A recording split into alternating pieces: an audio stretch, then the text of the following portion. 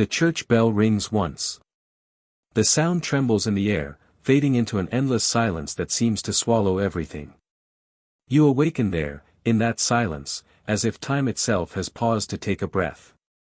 The air is cold and damp, heavy with the scent of rain and wood smoke that will never rise again. You stand in the center of a small English village, the year is 1350, and everything is still. The cottages that once leaned close together like neighbors whispering secrets now sit hollow, their doors ajar, their windows blind. A thread of mist curls through the empty lanes, soft and colorless, blurring the edges of what remains. You take a step forward. The ground beneath you is soft, overgrown with grass that has grown wild in the weeks without footsteps. The well in the square still gleams faintly with water, though no one draws from it. A wooden cart lies overturned beside the road, its wheels half sunk into the earth, as if the village itself has grown tired of waiting. In the distance, a single crow calls once, a sound sharp enough to break the quiet, then vanishes. The echo seems to travel for miles before dissolving into mist. You walk slowly, feeling the air press close, listening for the faintest sign of life.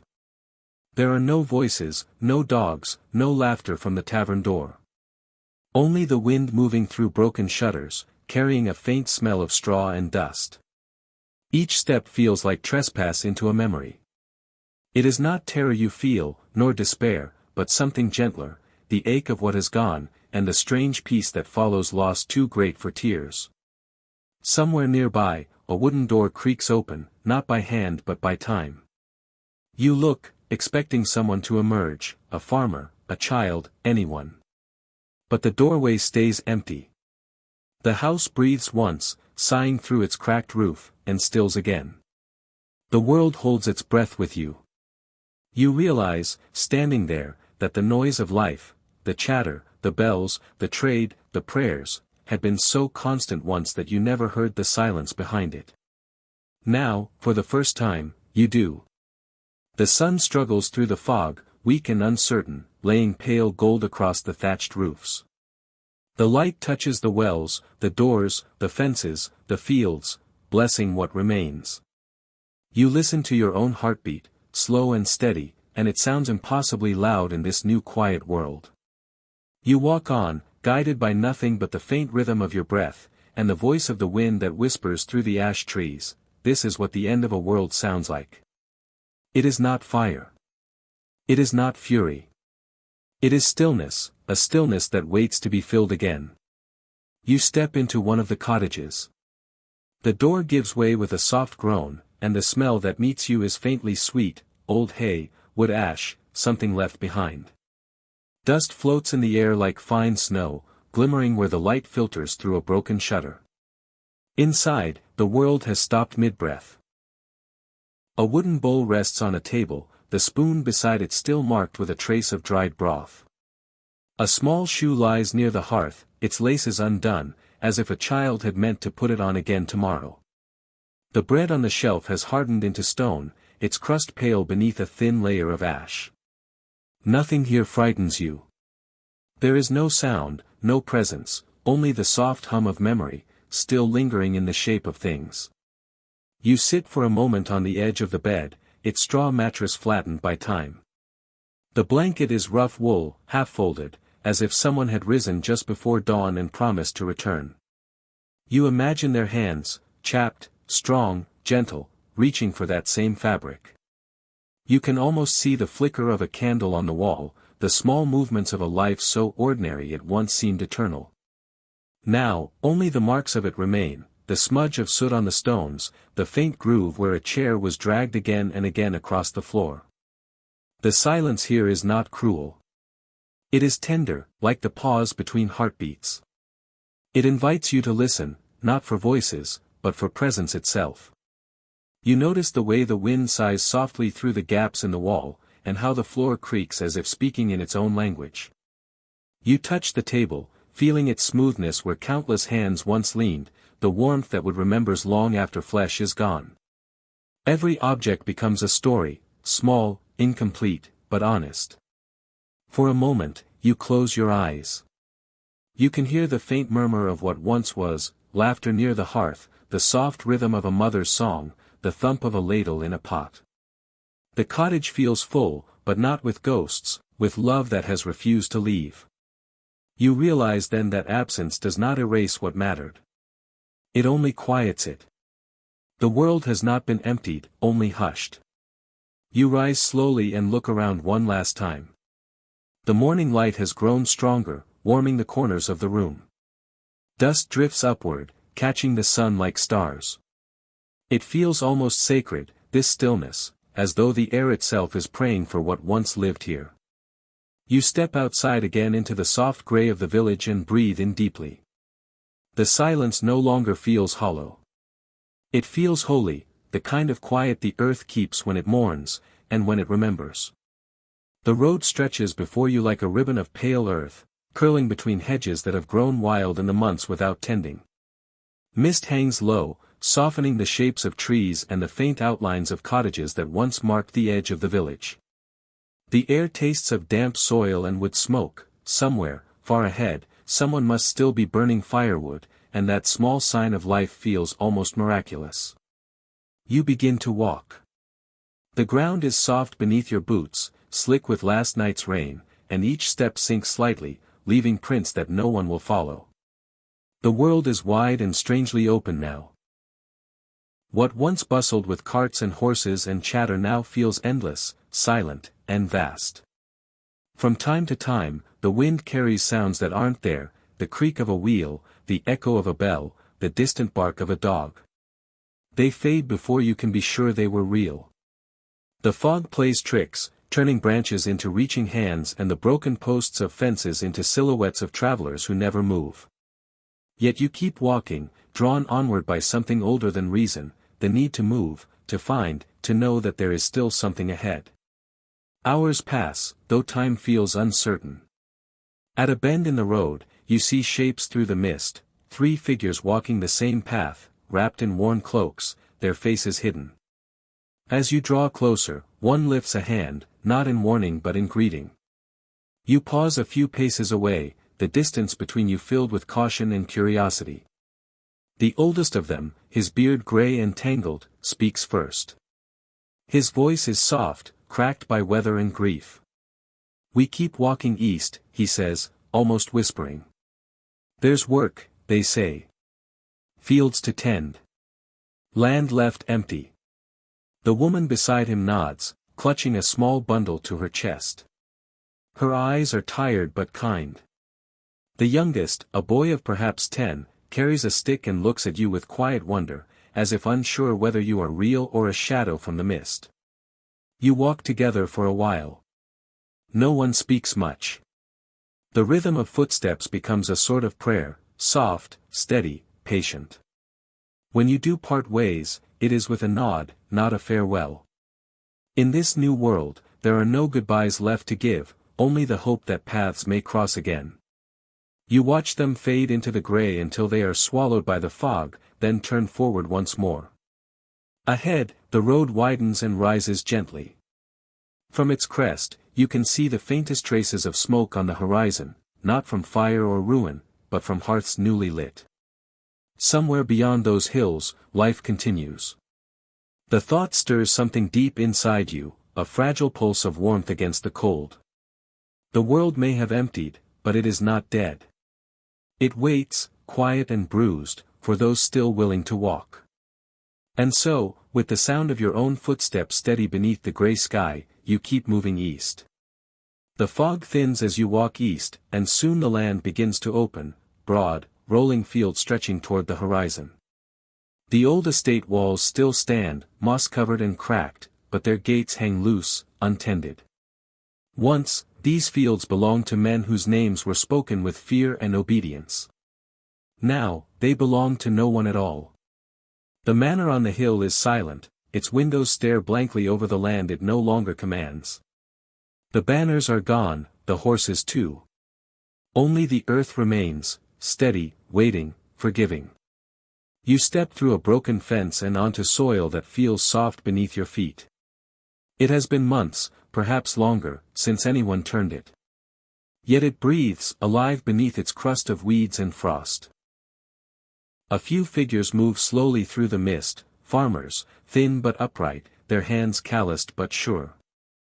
One pushes a plow drawn by a weary ox, another scatters seed by hand, the grains catching the wind like sparks of gold. Their clothes are patched, their faces pale, but their movements carry a quiet strength. You watch them for a moment before joining in, taking hold of a handle or lifting a basket. No one asks whose land this is. No one gives orders. No one came to stop us, you murmur, almost to yourself. The word sounds strange, like a secret spoken aloud for the first time. The others glance up, and a few nod. There is no triumph in their faces, only a calm acceptance, the kind that grows from necessity, not rebellion. The rhythm of work settles into you quickly, the scrape of metal through soil, the soft thud of boots, the sigh of wind through reeds by the nearby river. Each sound blends with the next, becoming almost musical. Ho, breath, wind. Ho, breath, wind. The pattern repeats like a lullaby for a waking world. From somewhere beyond the fields, you hear the faint caw of crows, not ominous, just alive. A hammer strikes against wood in the distance, slow and steady, where someone repairs a wheel or a roof beam. The river murmurs nearby, carrying reflections of clouds that drift unhurriedly across the pale sky. It feels as though the earth itself has taken a deep breath, releasing the tension of years. As you work, the scent of freshly turned soil rises, rich, damp, grounding. You feel it cling to your hands, your skin, your clothes, as if the land is claiming you in return. The muscles in your arms ache, but it is a good ache, the kind that reminds you that your body still answers when called. The others speak little, yet there is an understanding among you, that life will not be restored by kings or priests, but by hands such as these. By the time the sun begins to sink, the first lines of tilled earth stretch across the hillside, dark and neat against the wild green. It is not much, but it is something, a beginning. You wipe your brow, look around, and for the first time in what feels like forever, you allow yourself a small smile. The land listens. It does not care for titles, nor for the men who once claimed it. It only asks to be tended. And tonight, it will sleep under the touch of the living once more. Morning comes softer now.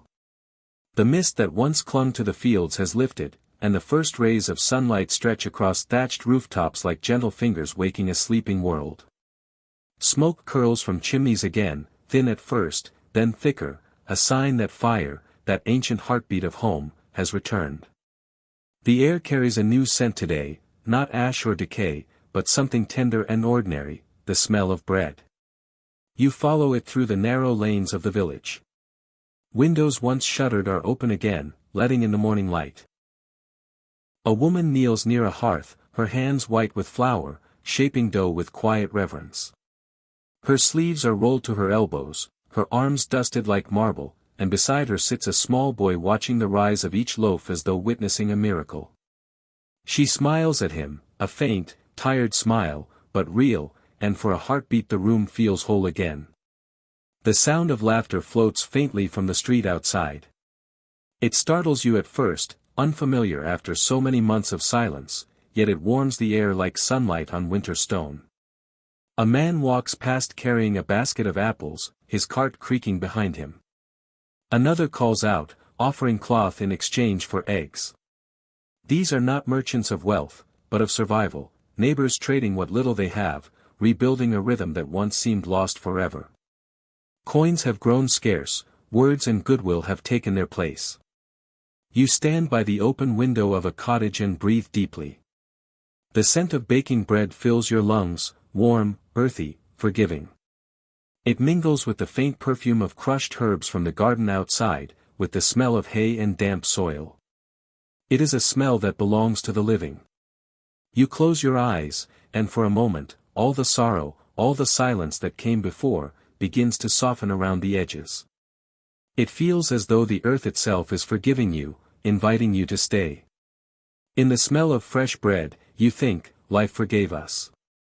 Beyond the cottages, the marketplace stirs. Tables, long empty, are set up once more beneath the old elm tree. A few chickens wander between them, their feathers catching the light. Children chase them, laughing, their feet splashing in puddles that reflect the gold of morning. Someone tunes a fiddle, and though the tune wavers at first, it carries, bright and human, through the square.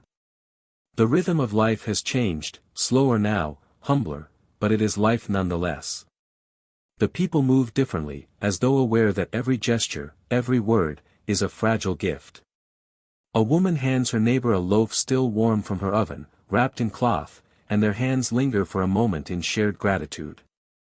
Across the square, an old man begins to hammer nails into a broken door, the sound steady, reassuring.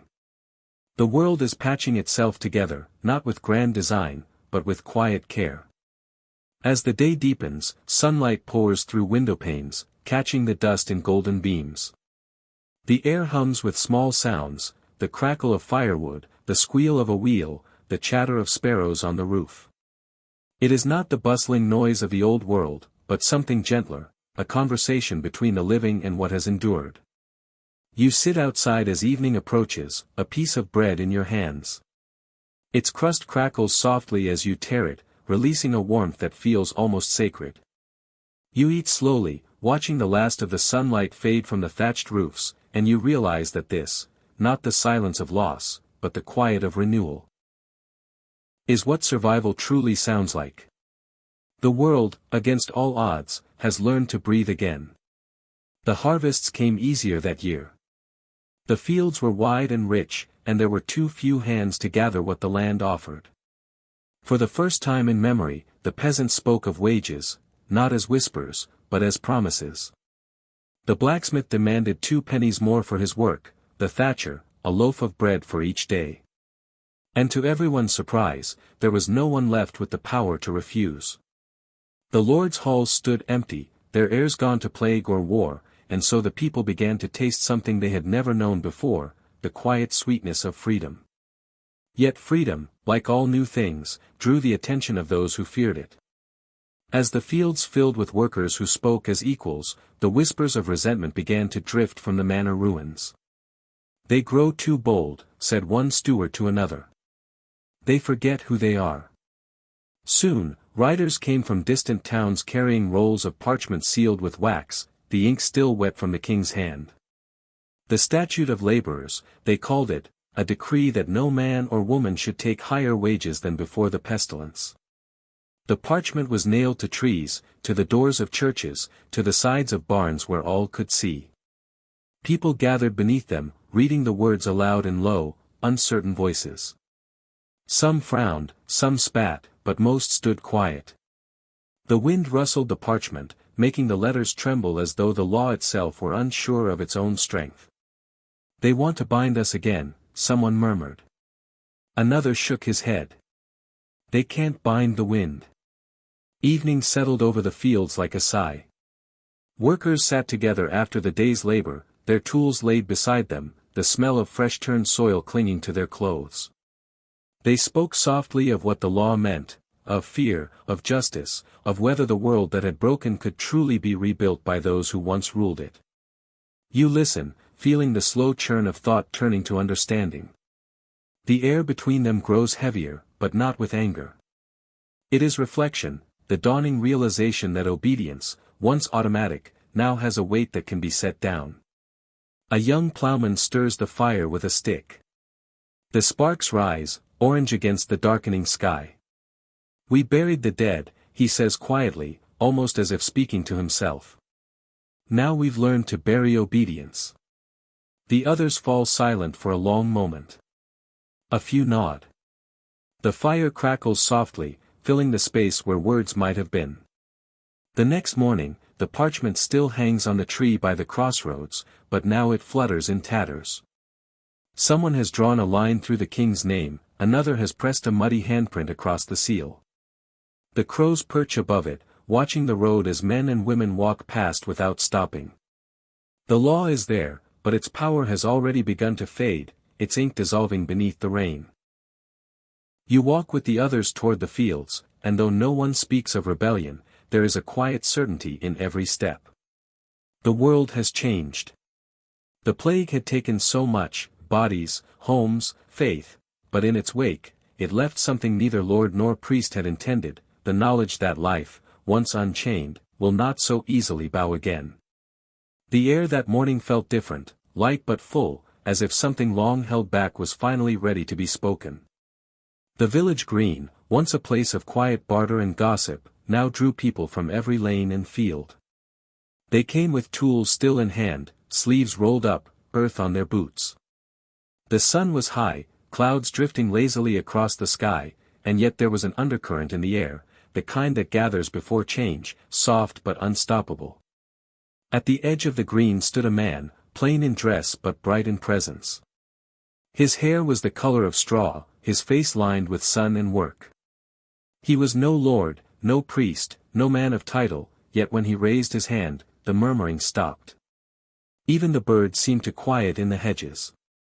His voice, when it came, was calm and steady, not the cry of revolt, but the tone of reason made sacred by truth. When Adam delved and Eve span, he began, his eyes sweeping the crowd, who was then the gentleman. The words fell like gentle rain, soft, clear, but impossible to ignore. For a moment no one spoke, and then the meaning began to settle, not in their ears but in their hearts. A woman near the front nodded, folding her arms. A boy on the fence repeated the words under his breath, testing them like a new prayer. A farmer laughed once, not in mockery but in disbelief, as though hearing something he had always known but never dared to say. The preacher's voice carried across the square, past the market stalls and the churchyard, through the windows of cottages where old men listened in silence. God made no man master over another, he said. He made the same soil beneath every foot, the same breath in every chest. The lords would have you bow again, but tell me, what crown does the plough recognize? What title commands the wind? A ripple moved through the crowd, not a shout, not a cheer, but the stirring of thought becoming faith. People looked at one another, seeing not neighbors or tenants, but equals. Some reached out, resting a hand on another's shoulder. The moment felt fragile, luminous, a flame cupped between 1,000 hands. A banner flapped in the wind, plain cloth, no emblem, but it caught the sunlight and shimmered like gold. In the distance, the church bell began to toll, not for morning this time, but as if joining the voice that rose below it. Its sound rolled through the valley, slow and deep, echoing the rhythm of a heartbeat. The man on the green lowered his hand.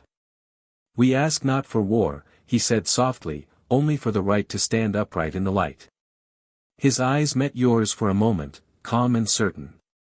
You feel something rise in your chest, not anger, not pride, but belonging. Around you, the crowd begins to murmur again, but now their voices weave together like threads of the same song.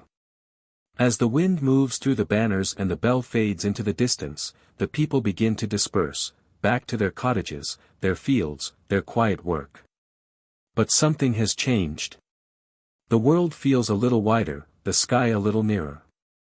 The words linger long after the voice is gone, echoing in your mind as you walk home, when Adam delved and Eve span, who was then the gentleman. It is not rebellion that stirs in you, but awakening, the simple, sacred knowledge that truth, once spoken, cannot be silenced again. The road to London winds like a ribbon of dust beneath the June sky. It is long, uneven, and yet it feels lighter than the burden you've carried until now. You walk among thousands, men and women, young and old, their clothes patched but their eyes alive. The sound of footsteps rises around you, steady and rhythmic, like the pulse of a single, enormous heart. Dust swirls at your ankles, mingling with the scent of sweat, bread, and earth. Somewhere ahead, a drum beats slowly, not as a call to battle, but as a heartbeat, patient, human, enduring. You don't remember when you began walking, only that one morning you found yourself among them. The air hums with quiet conversation. Some speak of wages, others of justice, but most walk in silence, letting the rhythm of the road carry their thoughts. It is not anger that drives them, not vengeance. It is something gentler and stronger, the need to be seen, to be heard, to be counted among the living. The wind moves across the open fields, carrying the faint notes of a song, low and ancient, rising and falling like the tide. As the day deepens, the road grows crowded. Villagers step from their cottages to watch as the line of people stretches beyond sight. Some offer jugs of water, some bread, others simply nod, as if recognizing themselves in the faces that pass. Children run alongside for a time, waving and laughing before being called back by their mothers. No soldiers follow. No lords appear. The kingdom itself seems to be holding its breath. By evening, the sun sinks low, painting the horizon in amber and rose. Fires bloom along the roadside, small circles of warmth against the gathering dark. You sit among strangers who no longer feel like strangers, sharing crusts of bread, murmuring stories of lost seasons and better days. The flames flicker in their eyes, turning tired faces into something timeless, almost holy. Across the fields, the light of other fires mirrors yours, stretching like constellations upon the earth. Someone begins to hum again, a melody simple and slow. Others join in, voices blending until it becomes less a song than a hum of belonging. The tune ripples through the night air, carried by the wind, crossing rivers and hedgerows. You look toward the stream beside the camp and see torches reflected in its surface, trembling lines of gold on black water. The reflection sways gently, like the memory of light rather than light itself. When the fire burns low, you lie back on the ground, watching the stars emerge one by one. They seem close tonight, almost within reach. Around you, the murmurs fade into the deep breathing of sleep. In the stillness, you whisper to yourself, "We marched not for vengeance, but for worth." The words linger in the air, half prayer, half promise. Morning will come soon enough. The road will stretch on, and London will rise ahead, its towers grey in the dawn. But for now, beneath the stars and the soft flicker of dying fires, the world feels vast and possible. You close your eyes, the sound of footsteps still echoing faintly in your mind, and in that rhythm, steady, patient, eternal, you hear the truth of it, not conquest, not rebellion, but awakening. Humanity, at last, remembering its own worth. London rises out of the morning mist like a dream, its towers grey, its river wide and slow beneath a sky the color of pewter. You have walked for days to reach it, and yet when you finally stand upon the hill that overlooks the city, it feels unreal, distant, as though it belongs to another world.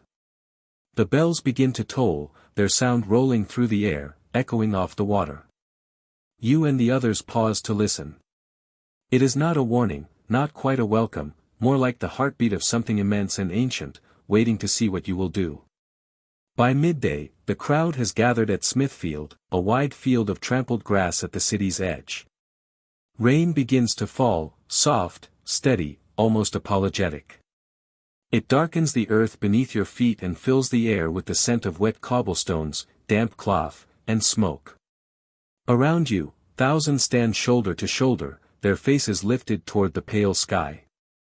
They are farmers, blacksmiths, masons, widows, and sons, not soldiers. They carry no banners of conquest, only hope. From the far side of the square, the king's procession approaches, armor glinting faintly, horses stamping and snorting in the rain. The young king looks smaller than you imagined, a boy draped in the weight of power. His cloak drips with water, his eyes flicker between curiosity and fear. Yet when he raises his hand, the murmurs of the crowd quiet, as if the air itself obeys him. Your leader, a man of plain clothes and clear eyes, steps forward through the mud. His voice is calm, carried by conviction rather than anger. "We do not seek your crown," he says. "We seek the freedom to live by our own hands. To serve, but not to bow." The words hang in the rain, heavy and fragile. The king nods slowly, his lips pressed into a thin line. "You shall have it," he replies. "All shall be well." A ripple of relief moves through the crowd.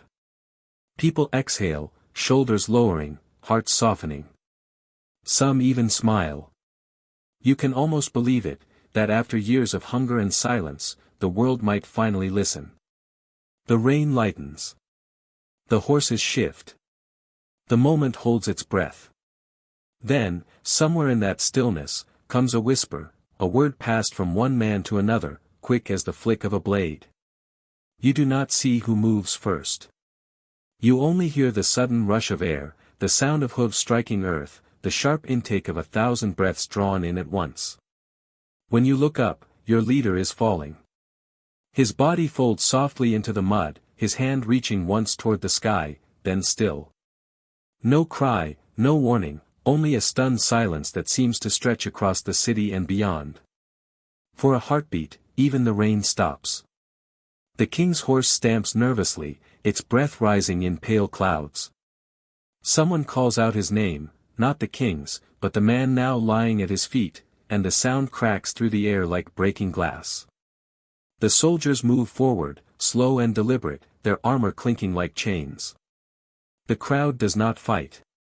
There is nothing left to fight with, and too much left to lose. You stand there, soaked and motionless, watching the rain wash the blood into the earth. When the king speaks again, his voice is soft, almost kind. Go home, he says. You are pardoned. And the people obey, not out of fear, but out of something heavier, the realization that the old world, wounded though it was, still knows how to endure. The dream dissolves, not with fire or fury, but with the quiet inevitability of rain falling on stone. As you turn to leave, the streets of London glisten around you. The air smells of iron and sorrow. Somewhere, a church bell begins to toll again, slow, distant, unfeeling. You walk away with the others, your footsteps merging into the sound of the rain. The field behind you grows silent once more. And as the last echo fades, you understand, ideals may rise like the sun, but the old world has deep roots, and it never yields without taking something of beauty with it. Winter comes quietly, as if the world itself wishes to forget what has passed. The roads that once rang with footsteps are empty now, dusted with snow that erases every trace of the march. The fields lie pale and still, the furrows filled with ice. Plows stand half buried, their handles jutting out like bones from the frozen earth. The sky hangs low and colorless, pressing down on the land until sound itself seems muted. You walk home through this silence, your breath rising in small clouds before vanishing into the cold. The rebellion is over. The voices that once filled the air with promise have gone still. Some fled, others never returned. The fire that had burned in so many hearts has dimmed to embers, each person carrying their own quiet grief beneath layers of wool and frost. No one speaks of London anymore. The dream feels distant, almost imagined, a warmth remembered rather than lost. The people have gone back to their fields, their hearths, their prayers, as though to hide beneath the weight of routine. Yet something subtle has changed. They move slower now, not from defeat, but from thought. You pass through villages wrapped in white. Smoke curls from a few chimneys, thin and gray against the snow-heavy sky. The smell of peat and pine lingers faintly, the scent of survival, of fire still burning somewhere deep within the cold. At the edge of one cottage, a child shapes a ball of snow, her laughter a brief echo of the world before sorrow. For a moment, the sound feels like sunlight, fragile and fleeting, but real. At night, the wind sweeps across the plains, whispering against the frozen riverbanks. The water beneath the ice moves sluggishly, unseen but unbroken. You sit by your hearth, the fire's light flickering across the walls, and think of those you marched beside, faces blurred now by time and distance. Their words return to you in fragments, soft as falling snow. We marched not for vengeance, but for worth. You say the line aloud, and your voice sounds different now, older, steadier, quieter. Outside, the snow thickens, muffling the world. The trees bend beneath its weight, the roofs sigh. You look out across the white fields and think, we had reached for the sky, and found only frost. Yet even as the thought settles, another follows, the quiet knowing that frost is not forever. Beneath the snow, the seeds wait. Hidden, patient, alive. You rise and place another log on the fire. The flames flare briefly, casting a warm glow that dances against the windowpane. The light spills across your hands, reminding you that though the world has gone cold, life still stirs in its depths. Outside, the wind continues its long, low song, and you listen, not with sadness, but with acceptance. The season will pass. The snow will melt. And somewhere in that stillness, beneath the hush of winter, something new is already beginning to grow. The years pass like slow-moving clouds, each one softening the sharpness of memory. The land that once lay broken and bare has healed. The scars of plague and rebellion have faded beneath the patient work of generations. The village stands again, not grand, but whole. Its streets are swept clean, its cottages freshly thatched. The smell of wood smoke rising each morning like a quiet hymn to continuity. Children run where once only echoes lived.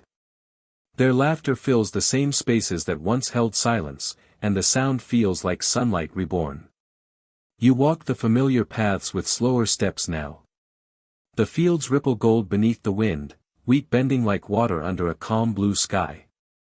You pause at the edge of the land that once belonged to the Lord's estate.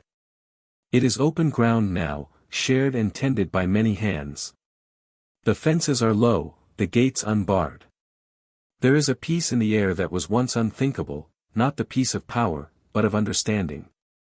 Inside the homes, things have changed too. Books sit beside bread, and learning has found its way into places it was once denied. A child reads aloud by the fire, her voice halting but determined, while her grandmother listens, smiling faintly at words she cannot yet follow. The light from the hearth flickers across their faces, warm and steady. It is a small scene, but it carries the weight of all that came before. You stop before the old church, its stones now covered in moss and ivy. The bell tower leans slightly, yet the bell still rings, though softer than it once did. It tolls not for morning, but for the marking of hours, a rhythm of living rather than loss. Each sound is a reminder that time has continued its long forgiveness. Standing there, you remember the cold years, the frost, the fear, the endless waiting. And yet, what stands before you now feels like the world's quiet apology. The fields that were once filled with despair now hum with bees and the rustle of ripened grain. The market square is alive again, bakers calling, hammers striking, voices rising in the easy melody of work. You sit by the edge of the well where you once stood in silence all those years ago. Its stones are worn smooth, but the water remains clear.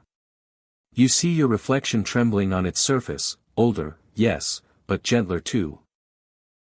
The faces you lost return in fragments, a smile here, a voice there, woven into the generations that followed.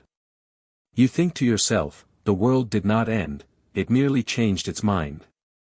The phrase comes with a kind of wonder, a realization that the end of one age was simply the turning of the page to another. Life had folded in on itself, only to open again, quietly, patiently, with hands calloused but kind. The wind moves across the fields, bending the wheat in long, graceful waves. The sky above is vast and pale gold, the kind of color that promises more than it takes. You take a slow breath, feeling the warmth of the sun on your face, and you smile. There is no fear left in you now, only gratitude, for the breath you draw, for the soil beneath your feet, for the memory of all who walked before. The past has settled into peace, and the harvest of memory glows as richly as the fields themselves. You lie in bed now, centuries away, yet the same wind that once carried the bells of that small English village still moves softly through your window. The night is quiet, the world outside still breathing, just as it did then, the same rhythm, the same patient turning of the earth beneath the stars. History, you realize, is not gone. It sleeps, just as you do now, resting between one heartbeat and the next. Close your eyes, and you can almost hear it, the slow toll of the bell, the rustle of wheat in the fields, the distant laughter of children running between cottages that no longer stand. The centuries between you and them dissolve like mist. What was grief has become memory, what was ruin has become foundation. The past is not buried. It has only settled into the soil, feeding everything that grows. You think of those who came before, the farmers and builders, the mothers and smiths, the nameless who stitched the torn fabric of the world back together with calloused hands and quiet faith. They did not rebuild for glory. They rebuilt because dawn always comes, because life, no matter how broken, leans toward the light. The wind that touches your face tonight is the same wind that once moved their hair as they looked toward the horizon and began again. Outside, a faint sound stirs, a church bell, far away, its tone softened by distance. It feels less like a sound and more like a memory calling through time. You imagine the bell swinging slowly, not in mourning, but in greeting, welcoming you, reminding you that you are part of this long, unbroken story. You breathe in deeply. The air is cool, clean, and gentle. The world has seen so much, endings, awakenings, countless winters and renewals, and yet it endures, and so do you. People still rebuild. Myths fade. Empires crumble. But the simple faith that tomorrow will come remains, steady as the stars above the darkened sky. And so, as the candles fade, we remember, not the plague that ended the world, but the hands that rebuilt it. The wind sighs once more through the open window, carrying the faint echo of bells across the distance of time. Their sound drifts farther and farther until it becomes part of the silence itself. The world sleeps again, and with it, you drift gently into that same timeless peace, the sleep of history, deep and kind, where all things find rest.